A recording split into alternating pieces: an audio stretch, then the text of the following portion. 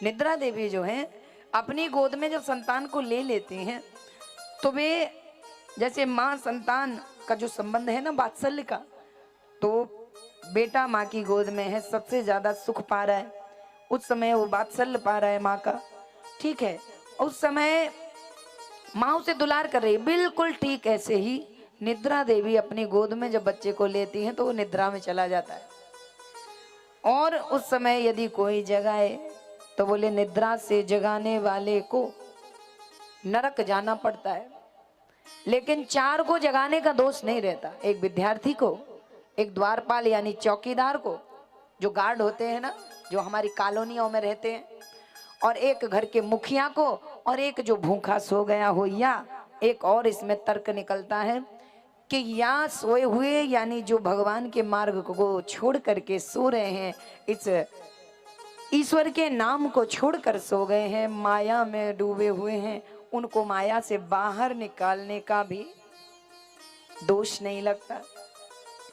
तो बोले विद्यार्थी को ना जगाया तो जाकर के वो परीक्षा स्थल में माथा पीटेगा, कलम बस ऐसे ऐसे चलती रहेगी, कलम को मुंह में, कहीं हाथ में, कहीं मुंह में, कहीं हाथ में लेगा, कुछ याद नहीं है। तो उस समय वो कहेगा यदि किसी ने हमें जगाया होता तो मैं आज ये कलम जो हाथ में मुंह में, हाथ में मुंह में कर रहा हूं ये चलती रहती। दूसरा कि चौकीदार यदि सो गया तो तुम्हारे घर के कीमती सामान गायब हो सकते हैं, तो उसे जगाओ, क्योंकि वही तो चिल्लाता है जागते रहो। तो बोले उसे जगा दो,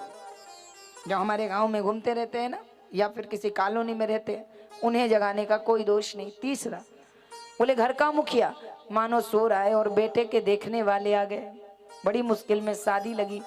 और आए, देखा मुखिया सो रहा है, हमारा आकर स्वागत नहीं किया, तो बोले वहां पर बेटे के देखने वाले हो सकता है नाराज होकर चले जाएं, तो बोले उनको जगाने का दोष नहीं है। और चौथा, जो व्यक्ति भूखा सो गया हो उसे उठाइए, चाहे एक और खिलाइए, खिला दीजिए और फिर सो जाने दीजिए, क्योंकि भगवान भूखे उठाते हैं, सुलाते नहीं। उसे उठाइए और भोजन कराइए। या फिर जो आध्यात्म वेद मार्ग, आध्यात्म मार्ग या भक्ति मार्ग से भटक गए हों, उन्हें वापस वहां खींच कर लाइए, उन्हें जगाइए, क्योंकि शास्त्र कहते हैं, क्या कहते हैं कि यदि आपने जगाने का काम किया तो पहले तो आप उसके गुरु हो गए, दूसरा आपने उसे दुर्गुणों से बचा लिया, इसलिए आपका स्वर्ग तैयार हो गया, आपको वैकुंठ मिलना निश्चित हो गया। यदि आप अच्छे कर्मों को खुद करते हैं और दूसरे को खींचकर ले जाते हैं तो आपका परोपकार करने से पहले वहां पर